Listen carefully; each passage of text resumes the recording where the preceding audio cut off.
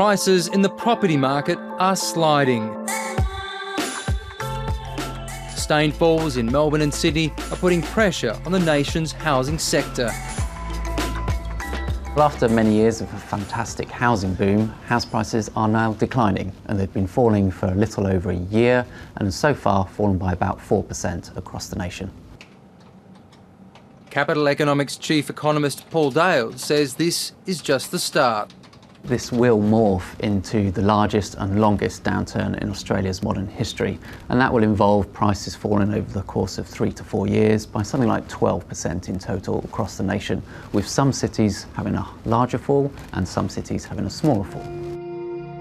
Economist Saul Estlake is less optimistic. It's a guess on anyone's part, but I would think a reasonable expectation is that on average across Australia's capital cities, prices will decline by between 10 and 20% from their peak, which on average was about a year ago, and the trough may well be in between 12 and 24 months' time. We'd like to welcome you all here to today's auction. For those of you who are intending on bidding and buying today, you've got an opportunity. But he wants to make clear prices are not falling off a cliff. The CoreLogic data, which was released at the beginning of this week, shows that there's been no increase in vendor discounting. There's been no increase in the amount of time that properties are spending on the market. Most of the declines in prices are occurring at the top end of the market. Above $1,165,000 before we sell it quickly. The development industry remains relatively confident about house prices in most capital cities. In Melbourne in particular, the fundamentals are really, really good. We've got population growth and we've got a strong economy and these are things that the development industry looks closely at when it's looking to invest.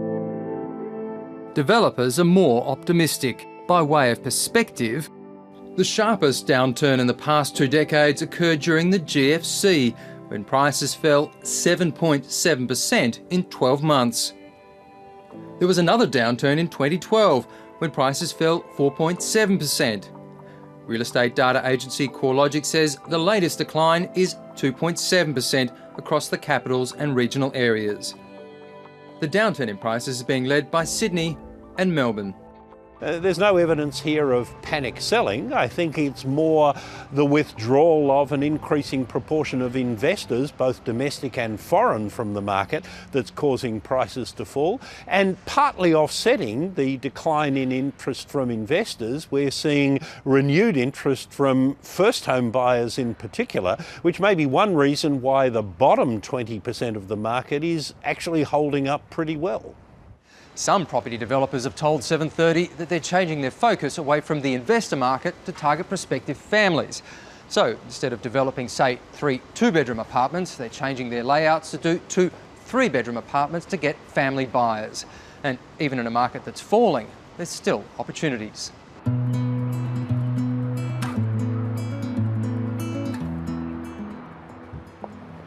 Property developer Eco in Sydney's Olympic Park precinct has been targeting the family market to buy high-end apartments.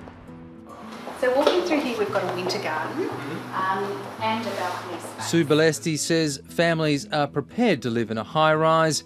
With prices for this apartment cheaper than neighbouring houses, she says families are prepared to live in a high-rise if they don't have to look at a neighbouring building. I think what people are investing in here is a place where they want to live and want to raise their family, and what's important to them are the views and that they won't be built out. They don't want to live on lower floors. If they're compromising their backyard, they really do want to live on the upper floors. For some families, they've already chosen to downsize their Australian dream. You take it? Yeah, take it. Lifestyle is more important to me than, living in a suburb that I don't want to necessarily be in just to have the house. For me, living in a smaller apartment, not owning the block of land and, having to pay things like strata, it just appealed to me more than, having the house with the big mortgage and, the large plot of land. Come on. Ray and Des Casey have decided to buy an apartment to raise their baby Leo. Then we were able to come to a decision where the bad houses were never going to be a better option than the good apartments. And in our opinion, and a lot of people seem to say it, whether they're being polite or not, I don't know, but this feels like a really good apartment. The couple who admit they're obsessed by real estate wish there was better financial education for first home buyers. I don't think anyone can give you the answer as to when it's going to crash and when it's going to boom again. It's just a matter of doing your research on the property. But also, if someone says Sydney prices are dropping, well, Sydney's a massive place with a few million people in it and a few 100,000 houses. So this is a huge market. Everybody's afraid of the jungle wallpaper. Even before they bought this apartment, the Caseys had discussed who they could sell it to in the future.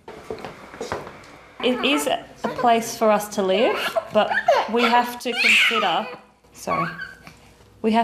it's probably not going to be our forever apartment. No. Nobody wants to see prices fall rapidly by a large amount, as they did in the United States a decade ago, or in countries like Ireland or Spain. A sustained, modest and gradual decline in property prices would probably do far more to promote home ownership and improve housing affordability than any of the schemes that governments have come up with to that ostensible end over the last 25 years.